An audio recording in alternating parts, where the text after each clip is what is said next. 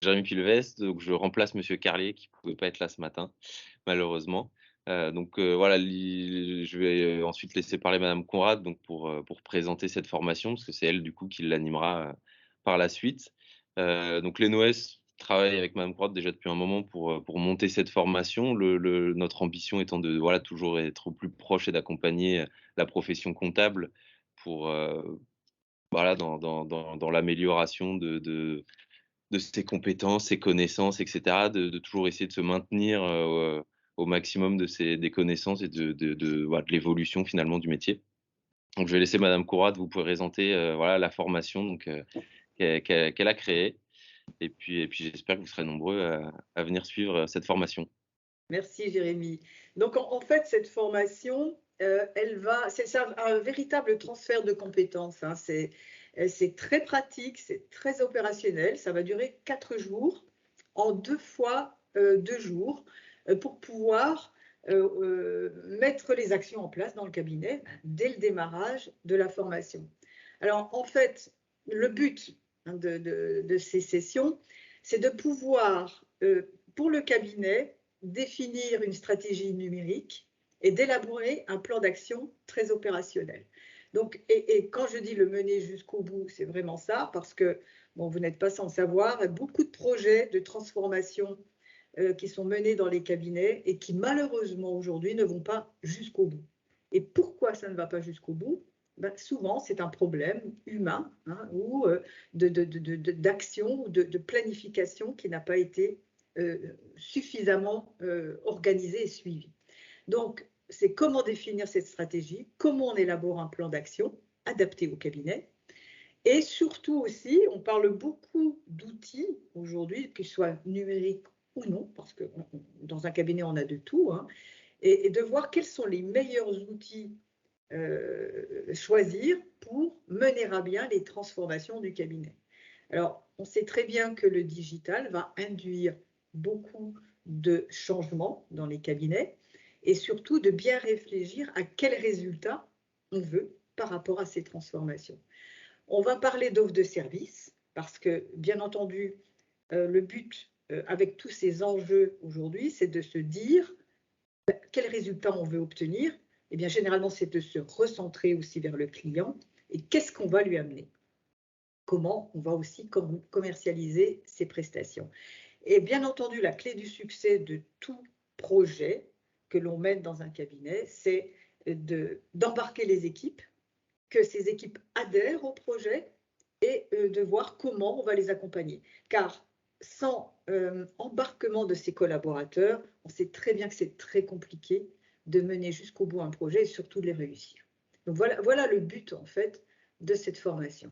Alors elle est destinée avant tout, on va dire, aux dirigeants de cabinet, quelle que soit la taille, hein, d'ailleurs, aux associés, aux managers, euh, aux référents numériques que certains cabinets peuvent avoir déjà désignés pour mener à bien ces chantiers de transformation en appliquant le digital, mais également à des futurs porteurs de projets, à ces futurs référents numériques, car évidemment, il va falloir désigner quelque part un leader dans le cabinet pour embarquer tout le monde et puis suivre le plan d'action que l'on va écrire. Alors, concrètement, donc ces 4 jours, qu'est-ce qu'on va dire dans ces 4 jours? Alors, le premier jour, c'est de bien réfléchir sur les enjeux de la profession. Je pense que tout le monde les connaît, hein.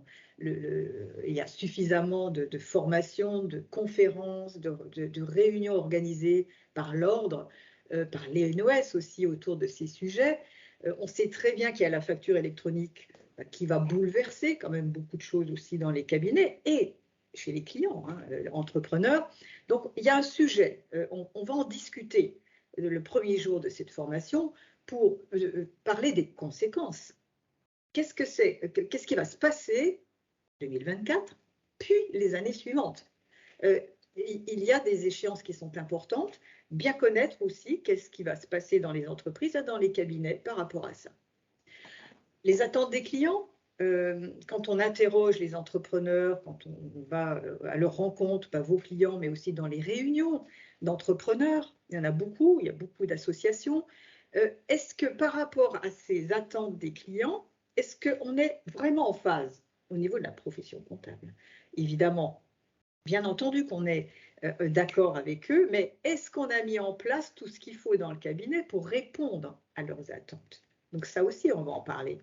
Est-ce qu'on répond aux besoins? Est-ce qu'on anticipe suffisamment les attentes des entrepreneurs? Donc ça aussi, c'est un sujet dont on va parler.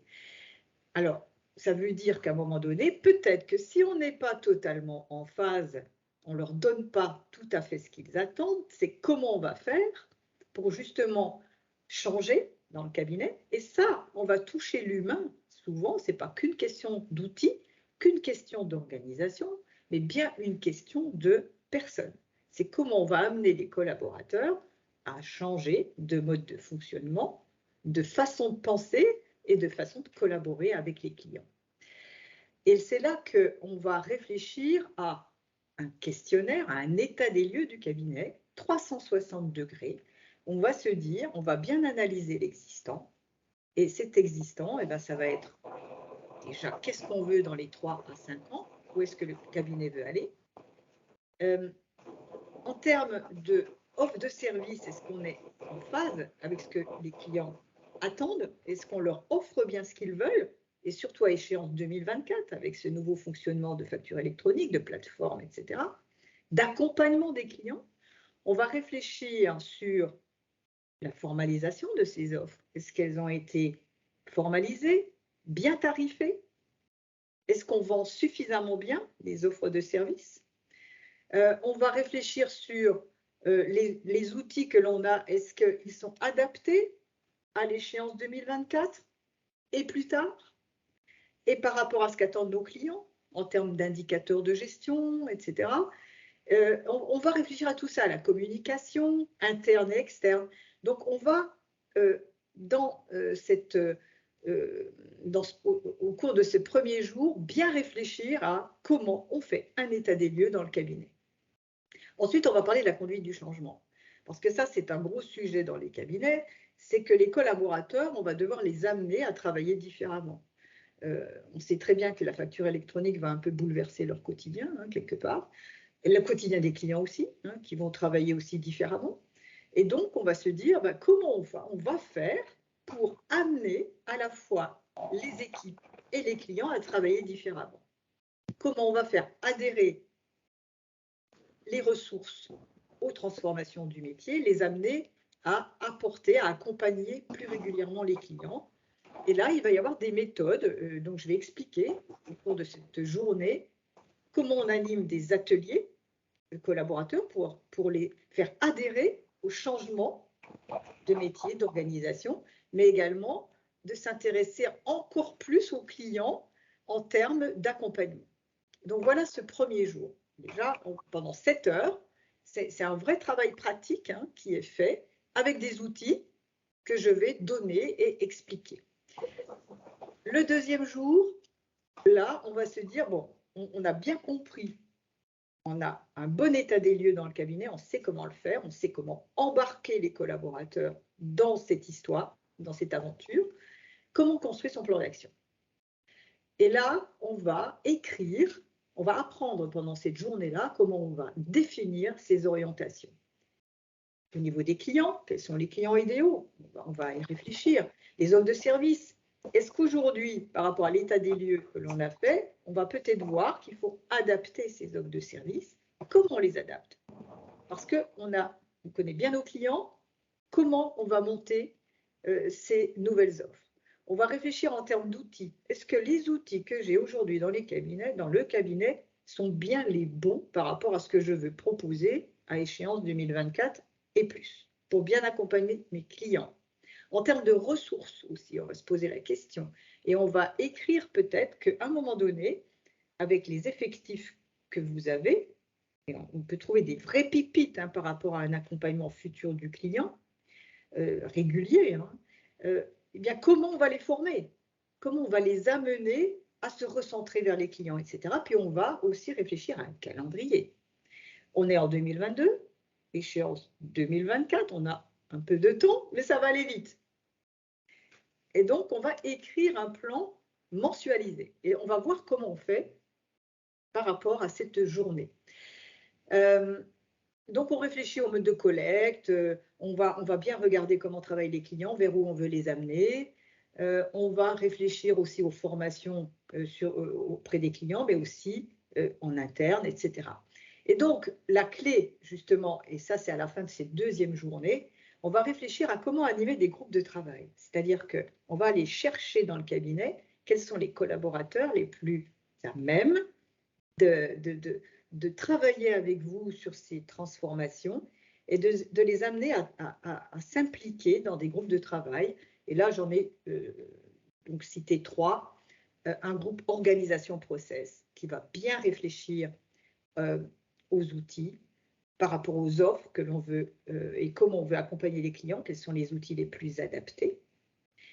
Donc, dans ce groupe, ces collaborateurs qui vont se désigner volontaires avec vous vont réfléchir. Un groupe relation client pour se projeter sur un accompagnement régulier des clients, puisqu'on veut se recentrer vers eux, et comment on va pouvoir les accompagner au mois, au trimestre, etc. Donc, c'est tout un travail de réflexion à avoir avec eux. Les offres de services, quelles sont les futures offres que l'on peut mener, etc. Et un groupe social juridique aussi, parce que bon, on a des beaux outils aujourd'hui sur le social, et ce sont des outils qui sont très facilement adaptables par rapport à une future organisation pour accompagner, par exemple, au mois les clients, et voir en travaillant dans ce groupe comment on va avoir les meilleures offres possibles. Donc, tout ça va être vu dans cette deuxième journée, comment on embarque aussi avec un plan d'action pratique les équipes. Le troisième jour de cette formation, là, c'est quelque chose de très opérationnel, c'est-à-dire que pendant 7 heures, on va prendre un cas pratique et on va se dire, on va monter une offre de service d'accompagnement régulier du client. Et là, on va prendre un cas concret, on va se dire, tous les mois, de gestion, soit bien sûr à jour, pour pouvoir accompagner un client, les clients, sur le copilotage, on va dire copilotage d'entreprise à partir d'une appli. Donc, on va se dire, eh ben, tous les mois, il faut que je puisse appeler mon client sur la base d'indicateurs de chiffre d'affaires, de trésorerie en temps réel, de masse salariale, bien sûr, les achats qui sont à jour, etc. On va réfléchir sur ces indicateurs en disant, ben, le client, il a tout dans les mains pour pouvoir prendre des décisions. Et ces décisions, vous allez pouvoir l'aider justement à eh bien, l'amener à mieux gérer son entreprise. Et donc, pourquoi cette journée existe? C'est en fait pour faire toucher du doigt que tous les axes du cabinet sont concernés par ça. Quand on monte une offre de service, d'accompagnement régulier du client, eh bien, on va réfléchir sur l'analyse de la concurrence, sur les cibles idéales.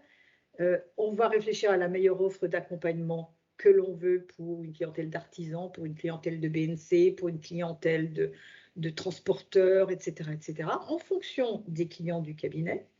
Et donc, on va créer cette offre de toutes pièces en réfléchissant à comment je vais bien collecter les données, comment je vais former mon client, comment je vais bien les produire au cabinet, facilement avec les outils adaptés, comment je vais restituer dans les délais par rapport à cette offre de copilotage pour pouvoir avoir tout à jour le 30 du mois pour que le 5 du mois suivant, eh ben, je puisse faire un rendez-vous téléphonique avec le chef d'entreprise sur la base de ces indicateurs. Donc, alors ce travail est très intéressant parce qu'on arrive à la fin des 7 heures à avoir formalisé une offre et avoir bâti l'argumentaire, à savoir comment on va approcher le client, parce qu'on a aussi une offre formalisée, des tarifs qui sont montés. Il y a plusieurs façons de tarifer une offre d'accompagnement d'un chef d'entreprise sur la base d'indicateurs de gestion. Et c'est ces 7 heures passées qui vont permettre d'avoir un format prêt à déployer pour pouvoir carrément, lorsque cette journée est terminée, pouvoir le mettre en place dans le cabinet, puisque ce travail aura été fait pendant cette journée-là. Donc ça, on va dire que c'est quelque chose de très opérationnel parce que à la fin de la journée, vous pouvez partir avec cette offre qui est montée, vous n'avez plus qu'à mettre pratiquement le logo de votre cabinet pour la lancer à vos clients. Parce que les 2 journées précédentes vous auront permis de bien réfléchir au cible idéal et à ce que vous voulez présenter. Alors bien sûr, la mise à jour de la lettre de mission, on en parle beaucoup lors de cette journée aussi, c'est quel impact, quand on a une offre comme ça d'accompagnement régulier du client, quel est l'impact pour le cabinet, mais aussi pour les collaborateurs et les engagements du client. Puisqu'on ne peut pas avoir des indicateurs à jour, on en parlait avec Madame Link tout à l'heure, si le client n'a pas bien fait le boulot aussi en amont. Donc, c'est pour ça que c'est quelque chose de très réfléchi du départ, du jour 1 de la formation d'ailleurs, pour arriver à ça. On aura l'occasion d'en discuter tout de suite après par rapport à ça. Le 4e jour de la formation, c'est comment on va, une fois qu'on a bien réfléchi à cette mise en place, lancer les actions et faire un accompagnement au fil de l'eau des collaborateurs et des clients. Donc, comment on va s'organiser? Comment on va communiquer pour lancer les actions? Comment on va accompagner les groupes de travail internes pour atteindre les objectifs? Et bien sûr, garder un rythme, ça c'est extrêmement important. Souvent, les projets ne vont pas jusqu'au bout parce que, par exemple, il y a un arrêt brutal pendant la période fiscale. C'est-à-dire que les groupes de travail arrêtent de travailler. On reprend 5 mois plus tard et c'est compliqué de relancer la machine. C'est pour ça que ça tombe bien, c'est le bon moment actuellement pour se mettre dans un projet comme celui-là, parce que vous avez du temps devant vous pour avoir les premiers résultats lors de la prochaine période fiscale, en termes d'organisation, mais aussi d'offres de services. Dans cette journée, on va apprendre aussi à construire son plan d'action commercial. Comment on définit les objectifs commerciaux? La méthode, en fait, quand je mets ici rendre évident la décision d'acheter, c'est vraiment ça. C'est-à-dire que constamment, on se met du point de vue du client pour se dire, en 2 minutes, il faut que mon client ait envie d'acheter ma prestation. Qu'est-ce que je vais lui dire? En fait, c'est assez simple, le commerce, c'est de se dire, qu'est-ce que je dis? C'est ce que le client veut entendre. Et en fait, l'amener justement à ça avec un argumentaire bien précis. Dans le plan d'action, on va réfléchir aux ressources. Quels sont les profils des collaborateurs les plus amènes d'approcher mes clients, de lui présenter les services, de détecter les besoins? Et là, souvent, on a 30 à 40% des collaborateurs dès le début qui se prennent au jeu très vite. Parce qu'ils ont envie, ils aiment leurs clients. Les collaborateurs aiment les clients. Mais c'est d'aller au-delà, c'est de dire, vous allez vous intéresser vraiment à la gestion d'entreprise du client. Et ça, je le vois, je fais ça depuis pas mal d'années. Les collaborateurs, on peut les amener facilement à détecter les besoins. Plus on accompagne les clients régulièrement sur la base d'indicateurs de gestion, comme j'expliquais tout à l'heure, plus on va détecter des besoins. Tiens, imaginons sur des indicateurs de gestion, on voit que la trésorerie, elle est faible. Pourquoi elle est faible? Parce qu'il ne s'occupe pas, il n'a pas le temps de relancer ses clients. Et donc, il ne récupère pas la trésorerie. Donc ça, c'est par exemple une offre qui peut être proposée par le cabinet. Ou bien de lui dire, on a des prestataires qui peuvent vous aider sur le recouvrement de créances. En tout cas, toujours alerter l'entrepreneur sur les échéances à venir et prendre des décisions aussi avec lui. Il peut avoir besoin d'un emprunt parce qu'il veut acheter du matériel pour son entreprise, etc. Ça va vraiment, vraiment servir à ça. Comment on communique et comment on lance, bien sûr, le plan d'action, à quel moment et comment on l'accompagne. Voilà, donc ces 4 journées, ça va être, les sujets vont tourner autour de ces thèmes-là.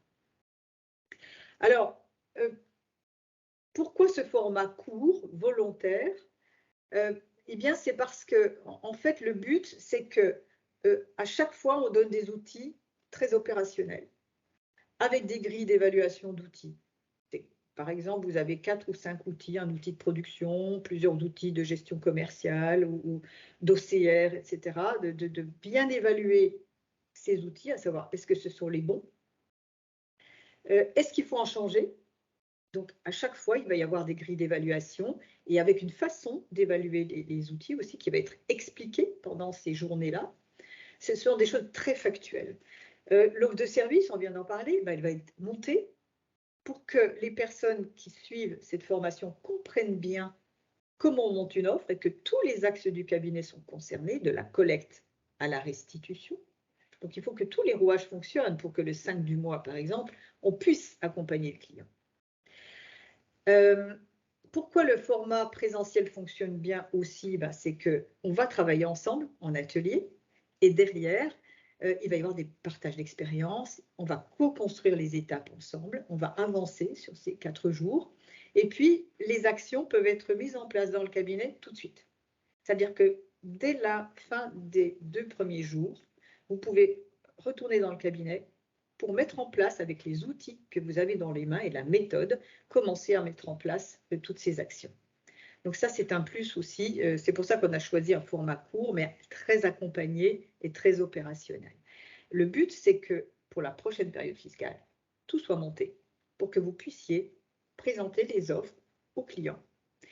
Il y a aussi une possibilité, si vous le souhaitez, que je puisse accompagner le projet en intra par rapport à tout ce que l'on verra dans cette formation. Donc ça, c'est tout à fait possible. Donc, par rapport aux dates, donc il y a une première session les 20 et 21 octobre, puis 17 et 18 novembre. Donc, vous voyez, ça vous laisse, il y a 3 semaines à peu près entre la première et la deuxième session qui permettent justement d'engager les premières actions dans le cabinet. Donc, le lieu, c'est à l'ENOS. Et au niveau tarif, c'est un tarif préférentiel qui est fait par l'ENOS de 1 400 € pour les participants, donc pour pouvoir suivre cette formation. Donc un tarif extrêmement attractif. Et il y a bien sûr la possibilité donc, de s'inscrire en ligne avec un dossier de candidature qui est intégré dans le site web de l'ENOS. Voilà, ce que je vous propose, c'est de pouvoir en discuter si vous avez des questions par rapport à cette formation. On peut réactiver les caméras et, si vous le souhaitez.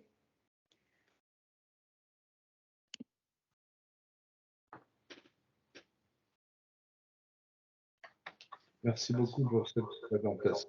Donc, voilà, moi je vais avoir une contrainte à 9h30, donc je vais vous quitter, j'ai un autre rendez-vous, mais c'est très intéressant. Et effectivement, ce que vous avez dit sur l'implication des collaborateurs par rapport aux problématiques des clients est très important, je crois. Hein. Oui. Voilà. Oui, je partage tout à fait votre analyse. Hein.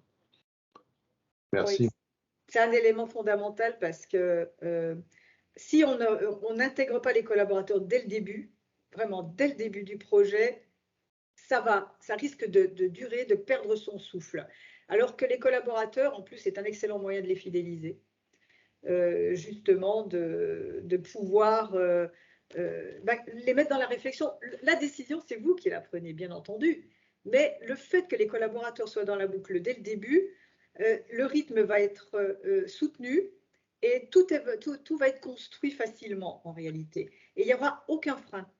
Parce que souvent, moi je l'ai vu souvent dans les congrès, etc., il y avait des choix de logiciels qui étaient faits par les dirigeants, qui arrivaient avec la solution au cabinet et les collaborateurs peinaient en fait pour la mettre en place parce qu'ils n'avaient pas participé au choix des outils, tout bêtement.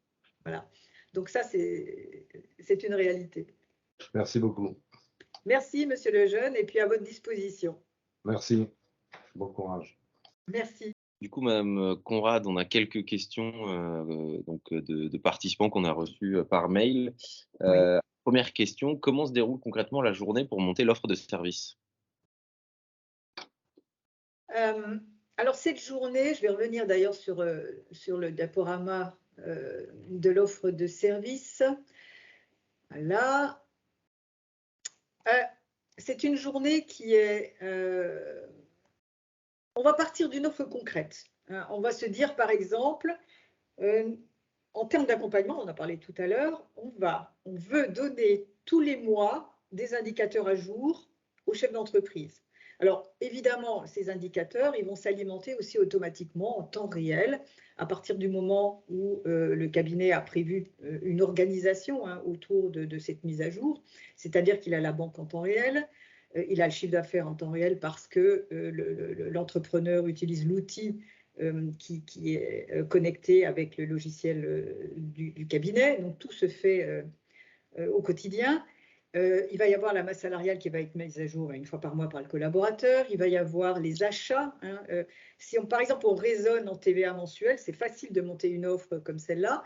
Donc, on va prendre un exemple d'indicateur de gestion sur appli du cabinet qui sera évidemment à jour au mois. Donc, à partir de là, on va se dire, on veut donner ça au client. Qu'est-ce que je dois faire pour la monter et comment je dois m'organiser? Donc, on va regarder, bien sûr, on va faire une petite analyse de la concurrence. On va se dire quelles sont les cibles idéales dans le portefeuille. Par exemple, imaginons qu'il y a 60% de TVA mensuel. Peut-être que ces clients-là peuvent être intéressés à avoir ces indicateurs en temps réel et à jour tous les mois, par rapport à la masse salariale, aux achats, etc., pour avoir un accompagnement de la part du cabinet. Alors, cet accompagnement, c'est quoi? C'est de se dire, tous les mois, le collaborateur qui suit le client va l'appeler et va engager une discussion autour de ces indicateurs. Le chiffre d'affaires, est-ce qu'il est en croissance? Est-ce qu'il y a une petite baisse? Pourquoi? D'en discuter avec le chef d'entreprise. Par exemple, la trésorerie, est-ce qu'il n'y a pas des retards sur le recouvrement de créances? Et alerter l'entrepreneur à ce moment-là en lui disant, attention, vous avez des échéances à payer le mois prochain, il faut vraiment avoir ce recouvrement de créances assez vite, et d'engager en fait toute une discussion avec l'entrepreneur, avec le client. Et ce qui va pouvoir détecter des besoins en termes de prévis de trésor, en termes d'aide au recouvrement de créances. Enfin, il y a des tas de choses que l'on va pouvoir détecter grâce à cet accompagnement au mois le mois, par exemple. Ça peut être aussi un accompagnement trimestriel. En fait, c'est ça. Maintenant, il y a toute l'organisation à mettre en place parce que quand on veut avoir des indicateurs à jour au mois, eh bien, il faut que la production en interne suive et on va essayer d'automatiser au maximum toute la collecte de données, réfléchir comment on va l'organiser, comment on va bien produire, comment on restitue dans les délais. Donc, dans cette journée-là, on va réfléchir à tout ça et surtout aussi, cette offre, on va la formaliser. Comment on l'écrit, à quel prix on la vend, est-ce qu'on intègre les outils, est-ce qu'on fait du full service, etc. Donc, c'est toute une réflexion. Donc, il y a beaucoup d'échanges que l'on a dans cette journée-là par rapport à ça.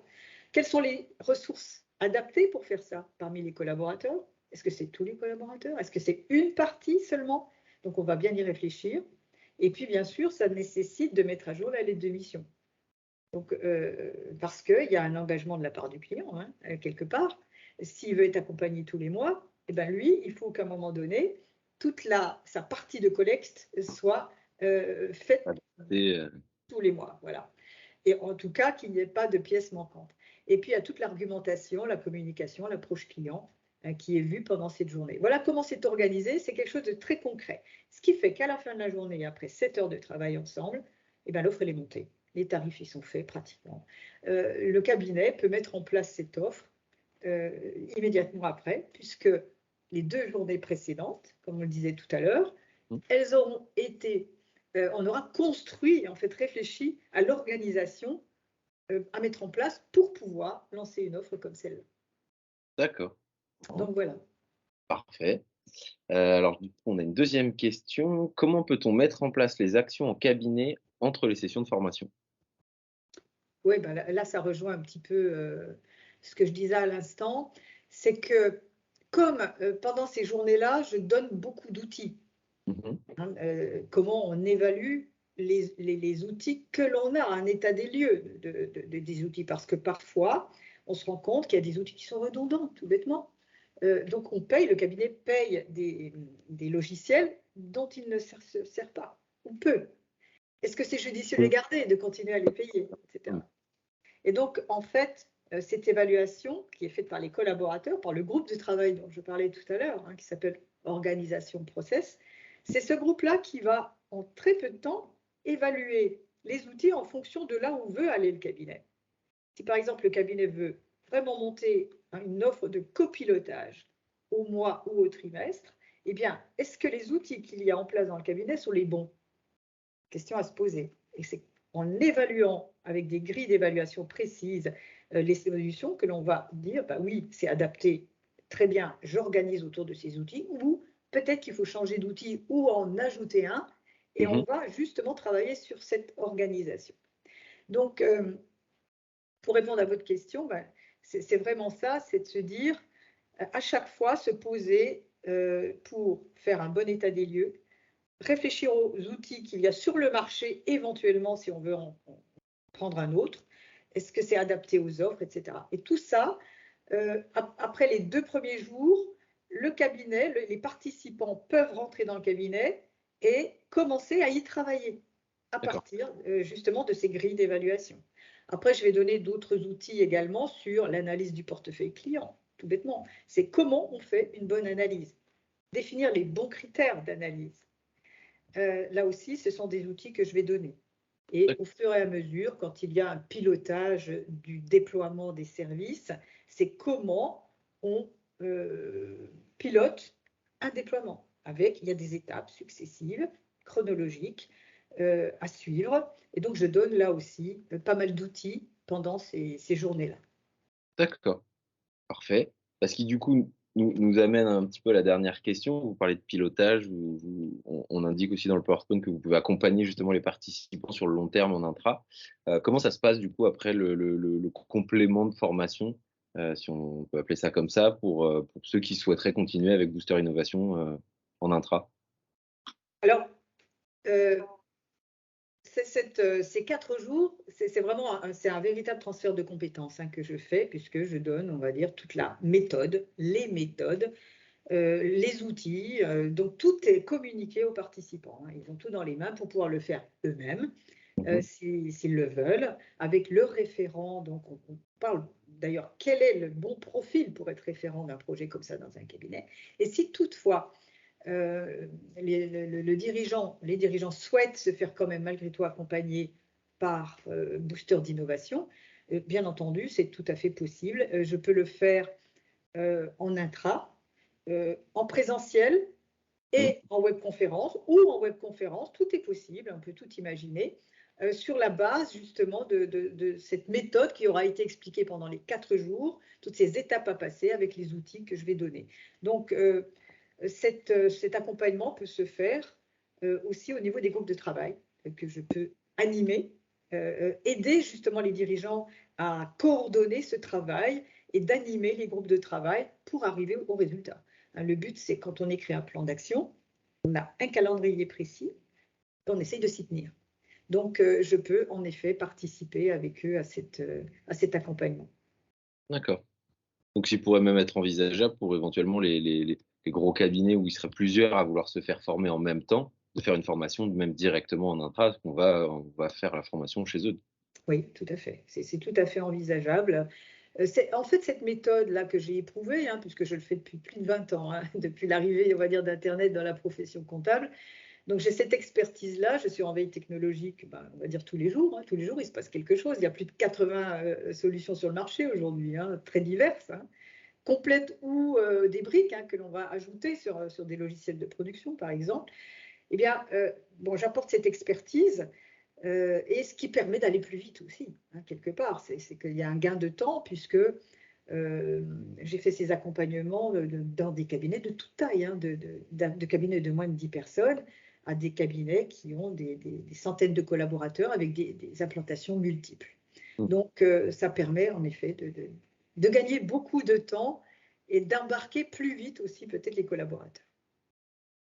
Parfait. Merci pour vos réponses. Eh bien, merci à tous pour votre participation. Et puis, très bientôt, je suis à votre disposition. Si vous avez des questions, j'ai laissé mon numéro de téléphone. Hop, je reviens très vite sur la diapo, voilà. Donc, vous pouvez m'appeler. Et les NOS aussi, pour vous apporter un peu plus d'informations par rapport à cette formation qui démarre en octobre. Très bien. Eh bien, à bientôt. Merci pour votre attention.